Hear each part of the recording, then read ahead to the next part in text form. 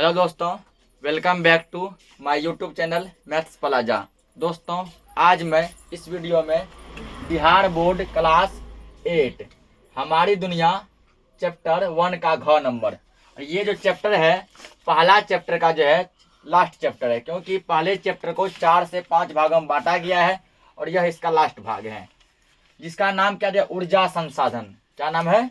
ऊर्जा संसाधन। यानी इसमें हम जानेंगे कि ऊर्जा क्या है। ऊर्जा यानी एनर्जी, ठीक है। एनर्जी क्या है, ये कहाँ कहाँ से मिलता है, किन किन चीजों से मिलता है, कैसे मिलता है, ठीक ना। इन सभी चीजों के बारे में आज हम जानने वाले हैं। तो ये रहा अपना प्यारा सा चैप्टर, ठीक है, जो कि पेज नंबर 48 में है। आप लोग भी अपने सामने निकाल लेंगे और उसे पढ़ेंगे ताकि ज्यादा समझ में आए। तो क्या दिया है? ऊर्जा संसाधन। इसमें यह बताया गया कि एक किसी स्कूल में जो है, ठीक ना, क्या हुआ है, मान लो कोई प्रोग्राम हुआ है। उस प्रोग्राम में जो है बहुत सारे बच्चे जो पार्टिसिपेट किए, पार्टिसिपेट मतलब हिस्सा लिए हैं, और सभी बच्चे को जो बोला गया है तुमको ऊर्जा संसाधन पे बोलना है। जैसे हम लोग स्पीच देते हैं ना, स्पीच महात्मा गांधी पे देते हैं स्पीच, या फिर जो है सुभाष चंद्र बोस पे स्पीच देते हैं, एपीजे अब्दुल कलाम पे देते हैं, ठीक ना। इसी तरह जब 15 अगस्त 26 जनवरी बोलते हैं, यहाँ सब बच्चा को ऊर्जा संसाधन पे स्पीच देने के लिए कहा गया है। इसमें अलग अलग टॉपिक हैं। कुछ बच्चा बोला ऊर्जा संसाधन क्या है, ऊर्जा क्या है उसके बोला है। कुछ इसके लिए बोला कि ये कहाँ कहाँ ऊर्जा किन किन चीज़ों से मिलता है। कुछ ये बोला कि ऊर्जा का ये उत्पादन कहाँ होता है। कुछ ये बोला कि ऊर्जा का केंद्र कौन कौन सा है, ऊर्जा हानिकारक है कि लाभदायक है। अलग अलग टॉपिक पर अलग अलग बच्चे जो है बोले हुए हैं। तो विद्यालय में बच्चे की भाषण प्रतियोगिता हो रही है, जो कि बताया अभी। इसके लिए बच्चे कई दिनों से तैयारी कर रहे थे, काफी दिन से मेहनत में थे कि हमारा भाषण जो सबसे अच्छा हो और हमें मेडल पहनाकर जो है, ठीक ना, सम्मानित किया जाए। तो सब जो पूरा मेहनत किए थे। भाषण का विषय था, विषय यानी टॉपिक क्या था? ऊर्जा संसाधन। सभी बच्चे को ऊर्जा संसाधन पर ही बोलना था। प्रतियोगिता के दिन सभी बच्चे इसके लिए काफी उत्साहित थे कि पहले हम जाएंगे मंच पे, पहले हम जाएंगे मंच पे, ठीक ना। जैसे होता है ना अपने आप में कि कहीं हमसे पहले कोई चला गया मंच पे, वो अच्छा भाषण दे दिया, कहीं उसके बाद हम अच्छा भाषण नहीं दे पाए, तब इसलिए पहले मंच पे हम जाएंगे, जल्दी से अच्छा भाषण देके चलाएंगे। तो सब बच्चे से सोच रहे थे। उद्घोषक की आवाज आई, मतलब माइक से आवाज आया, ठीक ना, जो अनाउंस करते थे। आवाज जैसे आई पूरा माहौल शांत हो गया। बोले सब बच्चे शांत हो जाओ, अब हम जो है बारी बारी सबका नाम पुकारने वाले हैं कि पहले कौन बच्चा आएगा। तुम लोग अपने आप में पहले बोल दोगे तो उसको पहले नहीं बुलाएंगे। उद्घोषक ने कहा कि जैसा कि आप जानते हैं कि किसी भी काम को करने के लिए ऊर्जा या शक्ति की आवश्यकता होती है। बात सही है। हम कोई भी चीज करते हैं हमको क्या चाहिए? ऊर्जा चाहिए। अब पूछा जैसे कि एक क्वेश्चन बनता है कि सर हम लोग भोजन क्यों खाते हैं? भोजन इसीलिए खाते हैं कि उससे ऊर्जा मिल सके और उन ऊर्जा से हम लोग काम कर सकते हैं, ठीक ना। भोजन क्यों खाते हैं? ताकि उसे ऊर्जा मिले, एनर्जी मिले। ऊर्जा को इंग्लिश में क्या कहते हैं? एनर्जी। तो भोजन खाने से क्या मिलती है? ऊर्जा मिलती है, एनर्जी मिलती है। और जब एनर्जी मिलती है तो तब उसके कारण हम लोग कोई भी काम कर पाते, खेल पाते हैं, कूद पाते हैं, लिख पाते हैं, पढ़ पाते हैं, कोई भी काम हो, हंस पाते हैं। और जिस दिन भोजन नहीं खाएगा पूरा नर्वस रहते हैं ना, कुछ भी करने का मन नहीं रहता, कोई एक्टिविटी नहीं रहता है। तो ऊर्जा शक्ति मिलती है। आज इसके विभिन्न पहलुओं पर बच्चे जो है विचार करेंगे। और सबसे पहले मैं सुषमा को बुलाना चाहूंगा। सुषमा नाम की एक लड़की है। उद्घोषक जो माइक में पहले अनाउंस किए कि पहले सुषमा आएगी। तो सभी जो क्या किए, ताली बजाकर उनका स्वागत किए। सुषमा ने कहा, आदरणीय शिक्षकगण, भाइयों एवं बहनों, ऊर्जा की आवश्यकता हमें प्रारंभिक काल से ही हो रही है। विकास के आरंभिक दौर में शारीरिक ऊर्जा का उपयोग किया गया। तो ऐसा नहीं कि ऊर्जा का उपयोग हम लोग आज कर रहे हैं या आज से मान लो कि 20 साल 50 साल पहले करते थे। आज से युगों युगांतर पहले, ठीक ना, हजारों लाखों करोड़ों साल पहले भी ऊर्जा का उपयोग होता था और आज भी ऊर्जा का उपयोग हम लोग कर रहे हैं। फर्क है कि उस टाइम हम लोग शारीरिक ऊर्जा मतलब बॉडी को ही अपना क्या बनाते थे? ऊर्जा। कहीं जाना है पैर से जाएंगे, कुछ काम करना है हाथ से करेंगे, किस जानवर को मारना है हाथ से मारे, कोई लकड़ी तोड़ना है हाथ से तोड़ते थे, ठीक ना। उस टाइम अपना बॉडी को ही क्या बनाते थे? ऊर्जा बनाते। कोई पत्थर फोड़ना है तो एक मुक्का खींच के, ठीक ऐसे करके। अब उसके लिए हम क्या किए? नया नया चीज बना लिए, नया नया हथियार बना लिए, उसके माध्यम से हम वर्क करते हैं। तो तभी बॉडी ही हमारा एनर्जी का वर्क किया करता था। कालांतर में लकड़ी, कोयला, पेट्रोलियम, जल विद्युत, परमाणु ऊर्जा का उपयोग बढ़ा। कालांतर मतलब होता है, ठीक ना, प्रारंभिक समय के बाद का समय। प्रारंभिक समय के बाद का समय। उस टाइम हम लकड़ी का, कोयला का, पेट्रोलियम मतलब केरोसिन, डीजल, पेट्रोल। पेट्रोलियम यानी केरोसिन, डीजल और पेट्रोल, इन सब चीज़ों का यूज हमारे जीवन में खूब बढ़ा। जल विद्युत, परमाणु ऊर्जा, ये सब बढ़ा। इन सब भागों को देखते हुए ऊर्जा को बांटा गया दो भागों में। कितने भागों में बांटे? दो भागों में। पहला परंपरागत और दूसरा गैर परंपरागत, ठीक ना। पहला क्या बांटा गया? परंपरागत,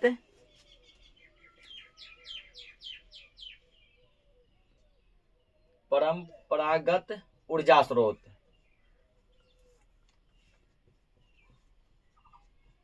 और दूसरा क्या बांटा गया है? यहाँ पे गैर लगा दो। इसको अपरंपरागत भी कहते हैं, ठीक ना। गैर परंपरागत ऊर्जा स्रोत, इन दो भागों में इसके सोर्सेज को बांटा गया। अब समझते हैं दोनों भागों क्या है। ऊर्जा के परंपरागत स्रोत सदियों से ऊर्जा प्रदान करते आ रहे हैं। कहता सदी से मतलब क्या? हजारों, लाखों, करोड़ों साल से जो है ऊर्जा हमें किससे मिलती है? ऊर्जा के परंपरागत स्रोत से ऊर्जा हमें मिलती है, ठीक ना। परंतु ये स्रोत क्षयशील एवं अनवीकरणीय है। क्षयशील मतलब होता है ये घटता जा रहा है। क्या होता जा रहा है? घटता जा रहा है। और अनवीकरणीय का मतलब होता है कि यदि एक बार ये खत्म हो गया दोबारा नहीं बनेगा, दोबारा ये नहीं बनेगा। और यदि बनेगा तो फिर से कम करोड़ों साल लगेंगे। और क्या गारंटी है कि करोड़ साल तक हमारा पृथ्वी रहेगा या फिर नहीं रहेगा? हो सकता है एक भयंकर भूकंप आएगा, ठीक ना, उसमें क्या हो जाएगा? उसमें जो है पूरा टोटल चीज का नाश हो जाएगा, ठीक। तो इसलिए जिसको क्या बोला गया? क्षयशील एवं अनवीकरणीय।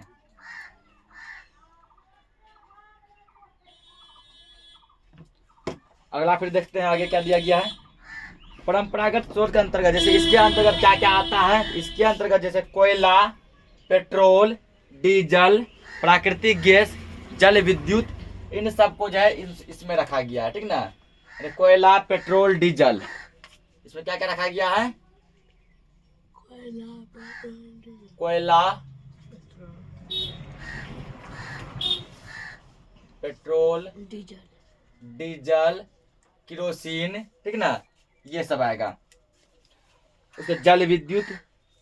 अब दिया है कि इन खनिजों का एक बार उपयोग हो जाने पर समाप्त हो जाता है और उनका नवीकरण पुनः संभव नहीं है। ये सब यदि एक बार खत्म हो गया तो दोबारा नहीं बनेगा, दोबारा इसको बनाना संभव नहीं है। इसलिए इसको क्या कहते हैं? क्षयशील संसाधन भी कहते हैं। क्षयशील मतलब ये घट रहा है, ये कम हो रहा है। तो सभी ने तालियां बजाकर सुषमा की बातों का समर्थन किया। इसका भाषण यहीं पर खत्म हो गया। ये इसी पर भाषण, इसके बारे में कुछ नहीं बोली, ठीक है ना। और हम बताते इसके बारे में। गैर परंपरागत का मतलब होता है, समझो इसको, एक तरह का नवीकरणीय सोर्स जो फिर से दोबारा बन सके, तो फिर से दोबारा बन सके। जैसे सौर ऊर्जा। सौर का मतलब होता है सूर्य, ठीक है। ऊर्जा मतलब एनर्जी, यानी सूर्य की एनर्जी, सूर्य का ऊर्जा। कल भी रोशनी मिल रहा था, अब भी मिल रहा है और फिर आगे भी मिलता रहेगा। ये हो गया थोड़ा ऊर्जा, गैर परंपरागत ऊर्जा स्रोत, ठीक है, यानी नवीकरणीय को ही कहते हैं। तो उद्घोषक ने पुनः कहा, अब मैं अब्दुल को बुलाना चाहूंगा। अब कौन आया है? अब्दुल नाम का लड़का आया हुआ है जो कि इस पर भाषण देंगे। तो कोयला जो ऊर्जा का महत्वपूर्ण स्रोत है उसके बारे में बताएंगे ना। अब्दुल का जो मुख्य टॉपिक क्या था? कोयला, ठीक ना। अब्दुल को किसके बारे में बोलना था? तो अब्दुल को जो है कोयला के बारे में बोलना था। ये कोयला के बारे में पूरा डिस्कस करते हैं। कोयला क्या है, ये कितने टाइप के होते हैं, और भारत में कोयला कहाँ कहाँ जो पाया जाता है, किन किन कंडीशन में पाया जाता है, इसके बारे में पूरा डिस्कस करते हैं। तो भारत में कोयला शक्ति या ऊर्जा का मुख्य स्रोत है। कोयला से बढ़िया एनर्जी मिलता है। अभी देखा होगा कि जितना भी बड़ा बड़ा फैक्ट्री चलता है, कारखाना चलता है, उसमें हम लोग कोयला जलाते हैं ना। उसके बाद देखो ईट का भट्ठा जो होता है उसमें भी कोयला देते हैं। उसके बाद देखा होगा कि जो कपड़ा जो आयरन जो करता है वो भी क्या जलाता है? कोयला जलाता है। देश में इसका कुल भंडार लगभग 26,454 करोड़ टन है। कोयला एक अवसादी चट्टान है। यहाँ से क्वेश्चन पूछ सकता है कि कोयला किस प्रकार का चट्टान है? ऑप्शन देगा, आग्नेय चट्टान, अवसादी चट्टान, रूपांतरण चट्टान, इनमें से कोई नहीं। तो कोयला क्या है? कोयला जो है एक अवसादी चट्टान है, ठीक ना। कोयला क्या है? एक अवसादी चट्टान है। अवसादी चट्टान, कोयला एक अवसादी चट्टान है। एक यहाँ से मेन टॉपिक जानने को मिला। अब्दुल ने कार्बन की मात्रा के अनुसार अब्दुल बताया कि कोयला जो है 4 प्रकार के होते हैं, ठीक है ना। यानी कोयला को 4 भागों में बांटा गया है। कोयला कितने भागों में बांटा गया है? 4 भागों में। सबसे जो बढ़िया क्वालिटी का कोयला होता है, सबसे जो बेस्ट क्वालिटी का कोयला होता है, उसका नाम है एंथ्रासाइट। 90% से क्या नाम है? पहला एंथ्रासाइट, दूसरा होता है बिटुमिनस, लिग्नाइट, और तीसरा होता है लिग्नाइट, चौथा पीट, लिग्नाइट, और चौथा क्या होता है? पीट। ये क्वेश्चन जो है कई बार बिहार बोर्ड के एसएसटी में पूछा जा चुका है, ठीक ना। कि कोयले का सर्वोत्तम प्रकार, मतलब सबसे अच्छा टाइप का कोयला कौन सा है? एंथ्रासाइट। कई बार बिहार बोर्ड में पूछा जा चुका है। उसके कोयले का सबसे घटिया प्रकार कौन सा है? पीट। या फिर पूछता है कि सबसे अच्छे किस्म की कोयला कौन सी है? एंथ्रासाइट। सबसे गंदे किस्म की कोयला कौन सी है? पीट, ठीक ना। तो कोयले का सबसे सर्वोत्तम प्रकार क्या है? एंथ्रासाइट। सबसे घटिया क्या है? पीट है। एंथ्रासाइट में जिस कोयले में जितना ज्यादा कार्बन मिलेगा वो कोयला उतना ज्यादा प्योर, उतना ज्यादा शुद्ध होगा और उतना महंगा भी होगा। एंथ्रासाइट में कम से कम 90% से ज्यादा कार्बन होता है, 94 से 95%। बिटुमिनस में 60 से 80% जो कार्बन पाया जाता है, ठीक है ना। इसके कंपेयर में थोड़ा सस्ता रहता है। लिग्नाइट में 50 से 70%, और पीट में 50% से भी कम, यानी 40 से 30% जो है कार्बन की मात्रा होती है। इसलिए ये सबसे महंगा, सबसे बढ़िया है, ये सबसे घटिया, सबसे कम है। जितना भी आदमी जो आयरन जो करता है, ठीक ना, या ईटा भट्ठा सब में जलाता है, वो या तो लिग्नाइट मंगाता होगा या फिर बिटुमिनस मंगाता होगा, क्योंकि इसमें धुआं बहुत ही कम निकलेगा, इसमें धुआं बहुत निकलेगा। ईट का भट्ठा से देखा होगा धुआं खूब निकलता है, वो सस्ता और गंदा क्वालिटी कोयला लाता है। और हमारे बिहार में अधिकतर जो है लिग्नाइट और पीट, ये दोनों कोयला खूब मिलता है। ये एंथ्रासाइट उतना नहीं मिलता है, ये तुमको झारखंड सब में मिलेगा। तो कोयला उत्पादक देशों में जो है सबसे ज्यादा जो है उत्पादन करता है अमेरिका, ठीक ना। अमेरिका में जो है सबसे अधिक कोयला होता है, अमेरिका में सबसे अधिक कोयला होता है। तो समझ गए ये।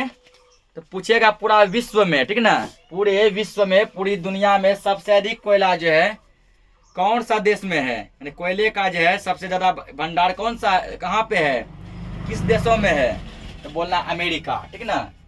सबसे ज्यादा कोयला कहाँ है? अमेरिका। ये देश पूछे अमेरिका, देश पूछेगा तो अमेरिका। और यदि भारत में पूछेगा कि भारत में कोयला जो है सबसे ज्यादा कहाँ मिलता है, भारत में कोयला सबसे अधिक कहाँ मिलता है? तो भारत में कोयला सबसे अधिक मिलता है गोंडवाना समूह में, गोंडवाना समूह में।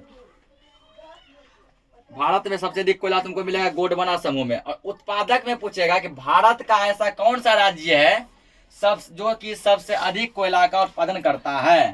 तो वह झारखंड। क्या है? झारखंड। झारखंड जो है भारत में, भारत के मामले में झारखंड जो है भारत में सबसे अधिक कोयले का उत्पादन करता है। और विश्व में सबसे अधिक कोयले का उत्पादन कौन करता है? अमेरिका। विश्व पूछे, दुनिया पूछे, पृथ्वी पूछे तो अमेरिका, भारत पूछे तो झारखंड, ठीक। भारत जो है, ये भारत में कौन सा राज्य? झारखंड। और दुनिया में कौन सा देश? तो अमेरिका। उसके बाद अगला दिया गया तुम्हारा कि लिग्नाइट कोयला, लिग्नाइट कोयला का उत्पादन तमिलनाडु के लिग्नाइट बेसिन तथा राजस्थान, गुजरात और जम्मू कश्मीर में होता है। ये सब कोयला था एंथ्रासाइट का था। किसका बात किया गया था? एंथ्रासाइट। पूछेगा तुमको लिग्नाइट, ठीक ना, ये था एंथ्रासाइट और बिटुमिनस, एंथ्रासाइट और बिटुमिनस ये दोनों। अब ये पूछेगा ये लिग्नाइट जो कोयला जो है इसका भारत में सबसे अधिक कौन सा राज्य उत्पादन करता है? तो बोलना राजस्थान ना तमिलनाडु, तमिलनाडु। तो क्वेश्चन ये पूछता है कि लिग्नाइट कोयले का उत्पादन भारत में सबसे अधिक कौन सा राज्य करता है? तो तमिलनाडु करता है, तमिलनाडु सबसे अधिक करता है। इस लड़का का भाषण यही ही क्या हो गया? समाप्त। पुनः सभी ने तालियां बजाई और इसका स्वागत किया गया। उद्घोषक ने पुनः घोषणा की कि अब जो है सुखविंदर आएगा। कौन आएगा? सुखविंदर। वो आके पेट्रोलियम के बारे में बताएगा कि पेट्रोलियम क्या है। पेट्रोलियम जो है हम क्या है? तो मानव के जीवन का अनिवार्य अंग है। पेट्रोलियम मानव के जीवन का अनिवार्य अंग है कैसे। अब ये देखते हैं पेट्रोलियम के बारे में क्या क्या बताता है, फिर उस पर डिस्कस करते हैं।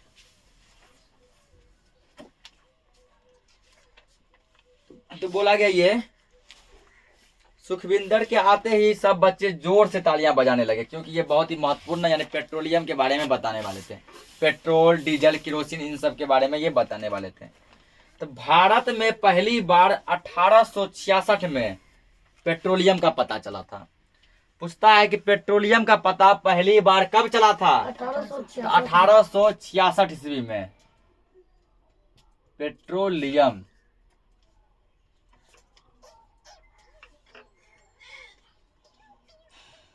पता चला। पूछेगा पेट्रोलियम का पता कब चला, तो पता कब चला? 1866 में, ठीक ना। पहली बार पेट्रोलियम का पता सन 1866 ईस्वी में चला था।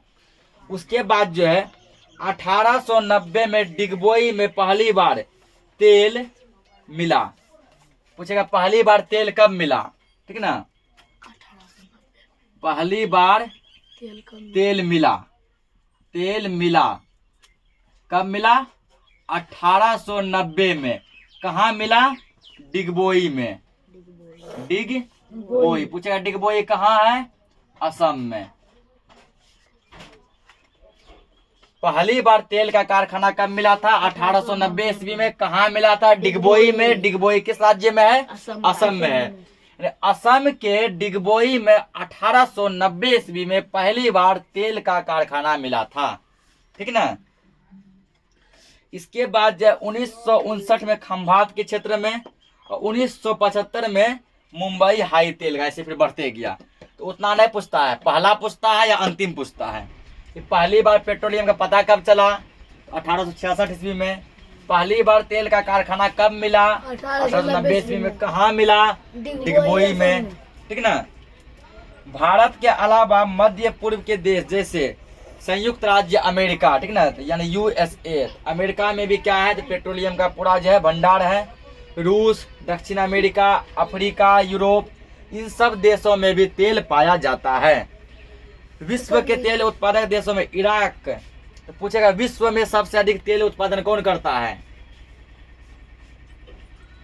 क्या पूछेगा? विश्व में तेल उत्पादन, विश्व में तेल उत्पादन कौन सा देश करता है सबसे अधिक? तो विश्व में यदि पूछे सबसे अधिक कौन करता है?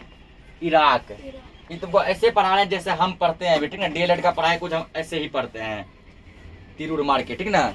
और उसी टीचर को फॉलो करके हम जो उस सर जी का नाम है राहुल पांडे सर, जो कि साइंस प्लस एसएसटी पढ़ाते हैं।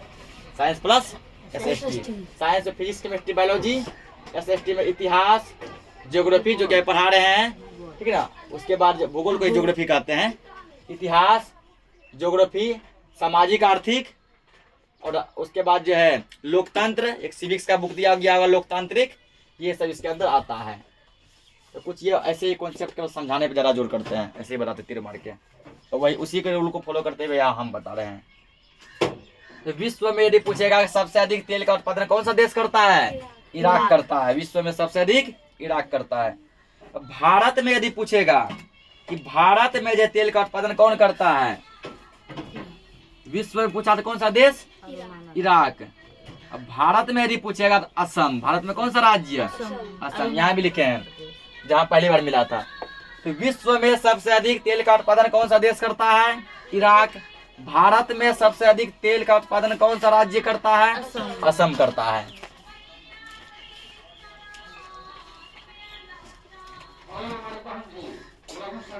असम करता है। उसके बाद जो दिया गया है गुजरात राज्य में अंकलेश्वर, कलोल, इतना मुख्य है।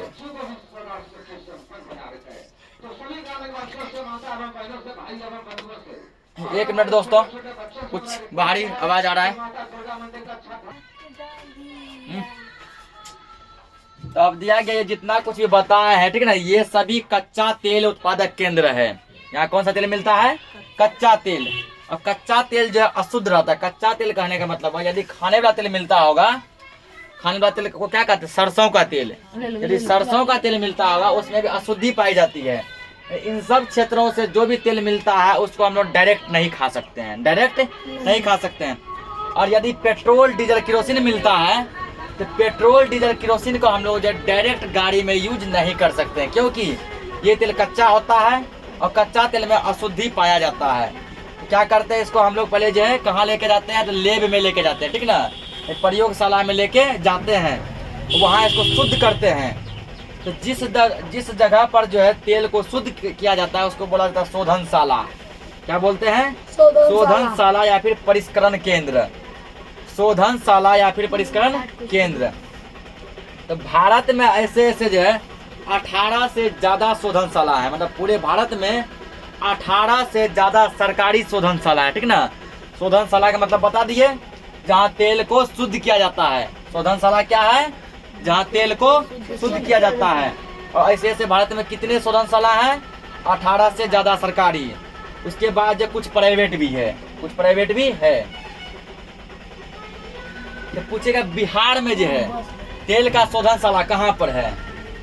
यदि बिहार का पूछेगा, बिहार में तेल का शोधनशाला, शोधनशाला जान चुके हैं जहाँ तेल को क्या किया जाता है? शुद्ध।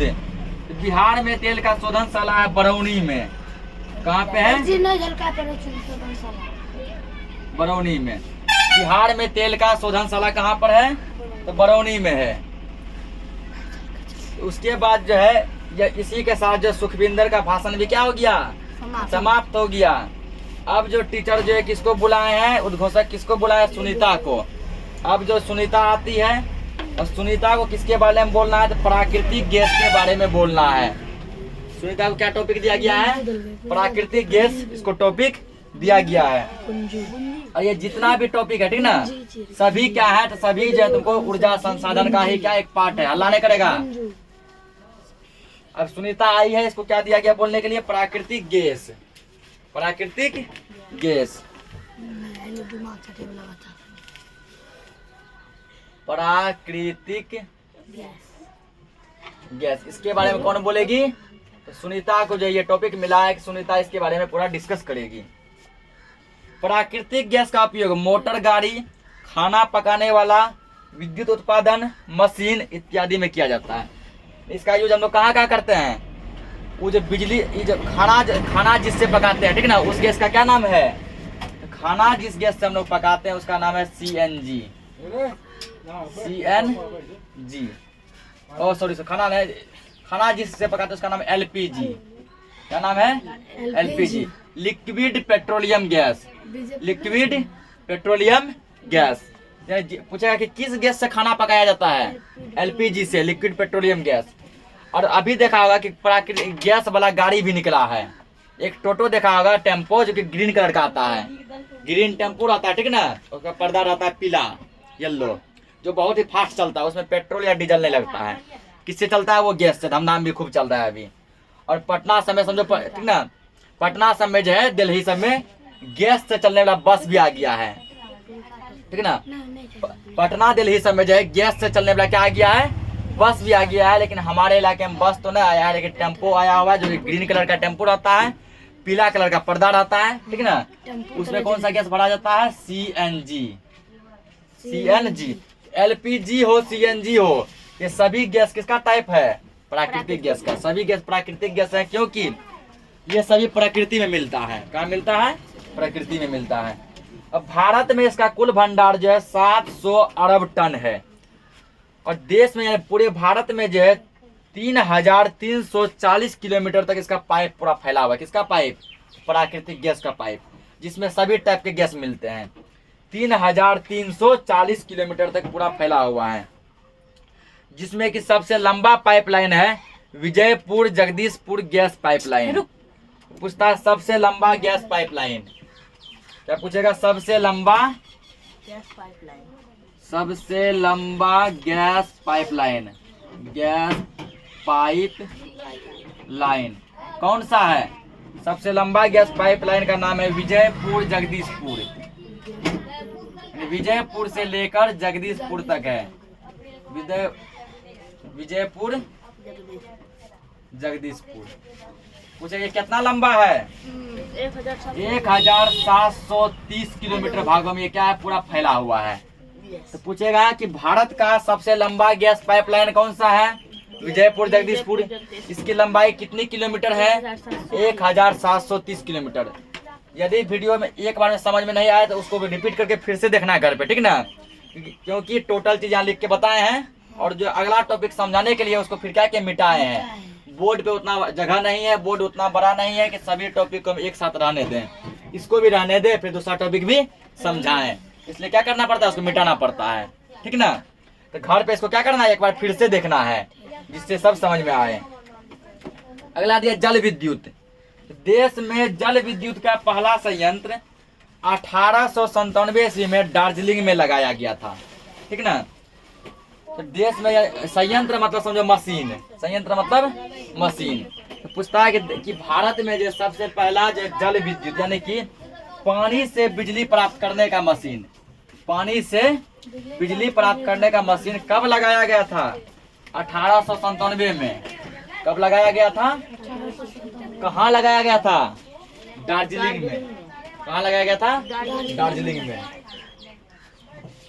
एक बार जाएंगे दार्जिलिंग घूमने, मेरा दोस्त सब तो गया है 2-3 बार, मनीष सब गया है, एक बार हम भी जाएंगे। क्या? जल विद्युत,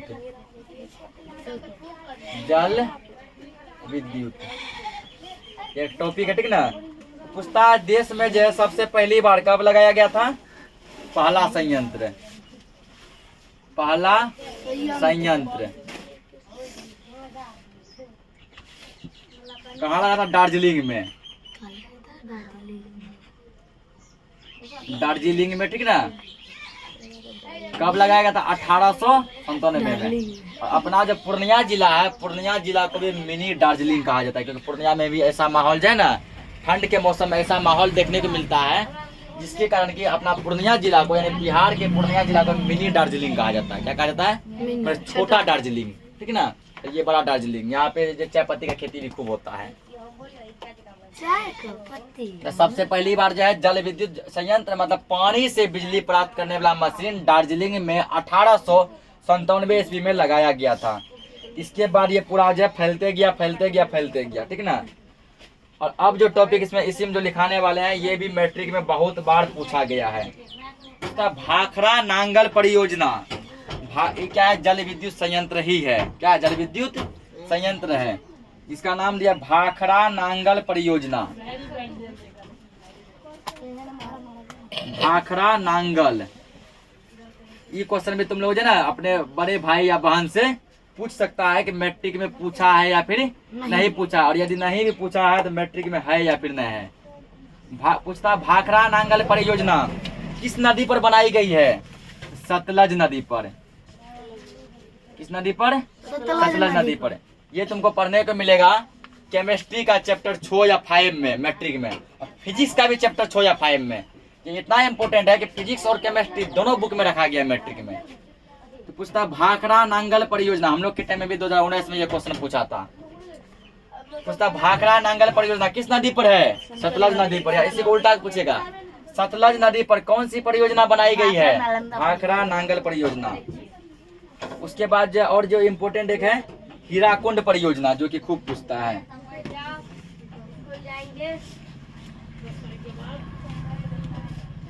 हीराकुंड परियोजना, हीराकुंड परियोजना पूछेगा। हीराकुंड परियोजना किस नदी पर है? तो महानदी पर।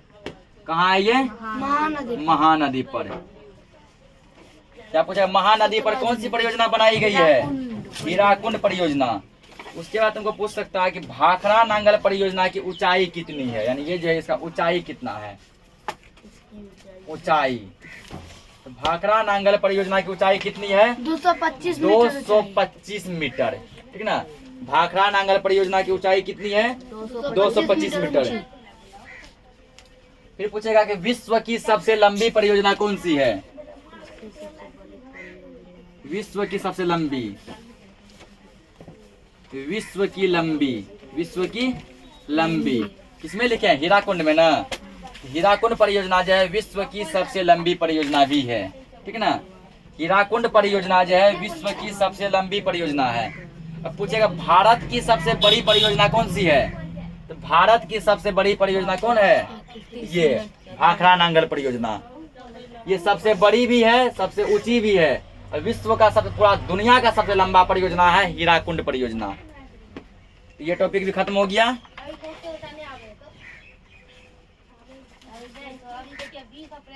अगला दिया ताप विद्युत।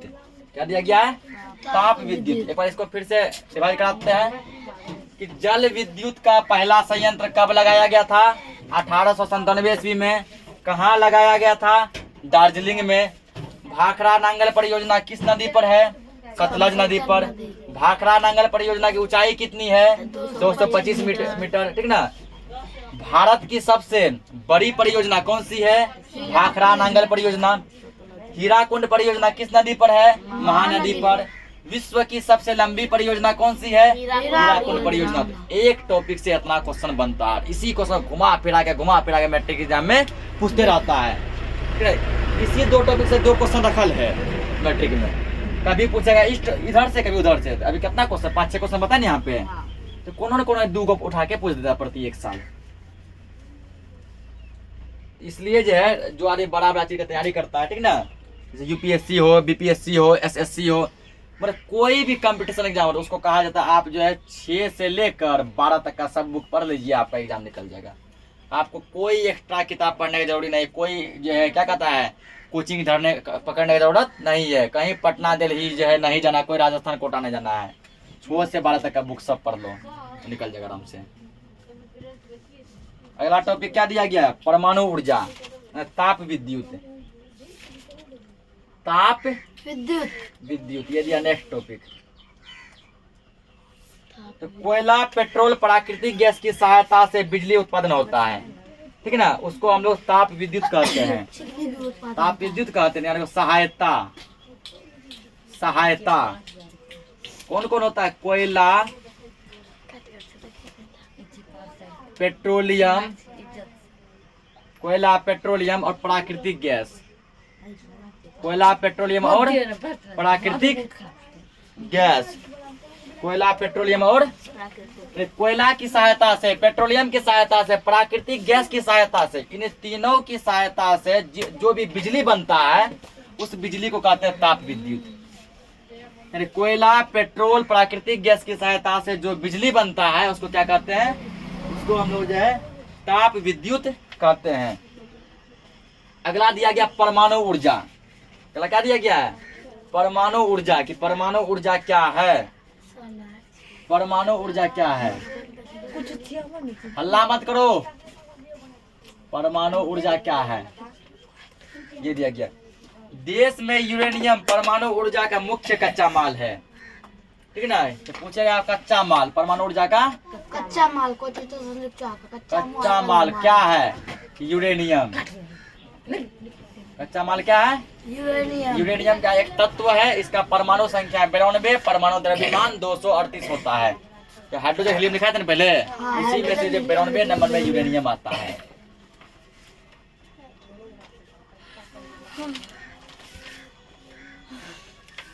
अब पूछता है कि भारत में जब पहला परमाणु ऊर्जा केंद्र, पहला परमाणु ऊर्जा केंद्र कहाँ बनाया गया था और कब बनाया गया था, ठीक ना। पहला केंद्र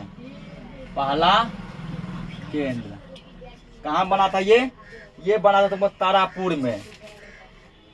तारापुर ये किस राज्य में पड़ता है, महाराष्ट्र में। तारापुर में बनाया गया था। ये कहाँ पड़ता है, महाराष्ट्र में पड़ता है। कब बनाया गया था, 1955 में, 1955 ईस्वी में बनाया गया था। तो पूछता है भारत का पहला परमाणु, ठीक ना, परमाणु ऊर्जा केंद्र कब बनाया गया था, 1955 में। कहाँ बनाया गया था, तारापुर में। तारापुर कहाँ पड़ता है, महाराष्ट्र में। अगला टॉपिक देखेंगे हम, ऊर्जा के गैर पारंपरिक स्रोत।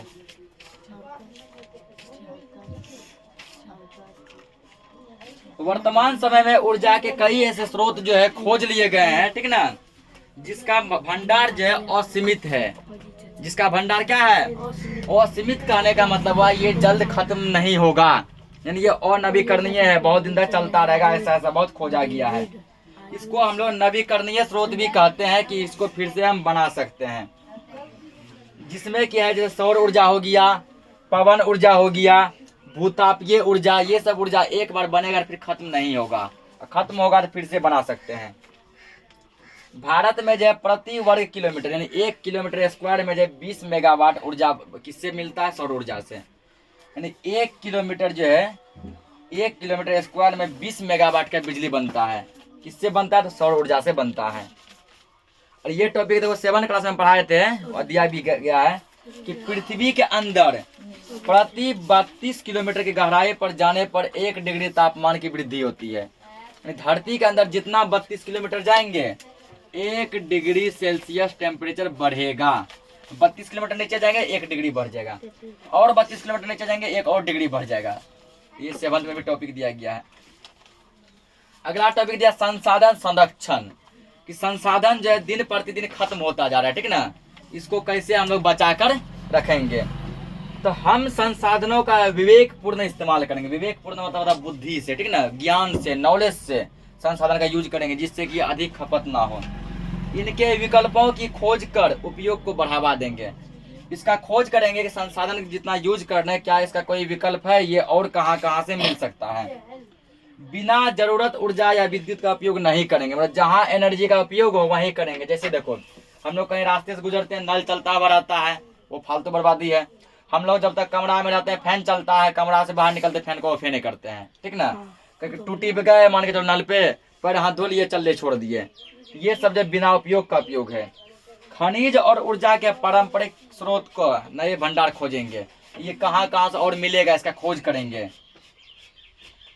और सब ने इसको दोहराया, सब बोला ठीक है मैं ऐसा ही करूंगा। इसी के साथ जो है ये डेविड का भाषण था संसाधन के बारे में, और डेविड क्या किया, अपनी भाषण को, अपनी वाणी को विराम दिया, और चैप्टर भी इसी के साथ क्या हो गया, खत्म हो गया। तो आप लोगों से जो क्या है एक गुजारिश है कि यदि वीडियो अच्छा लगा हो तो वीडियो को लाइक करेंगे और चैनल को सब्सक्राइब करेंगे, तो हो सके कि तो अपने दोस्तों के साथ भी शेयर जरूर करेंगे, क्योंकि लाइक सब्सक्राइब और शेयर करना जो क्या है तो पुण्य का काम है। ये आप लोगों को मैं शुरू से ही कहता हूँ। तो आशा करते हैं आप लोगों को आज का ये लेक्चर अच्छा लगा होगा। इसी आशा और विश्वास के साथ बने रहिए बिट्टू राज के साथ। मिलते हैं फिर नेक्स्ट लेक्चर में, तब तक के लिए बाय बाय। धन्यवाद।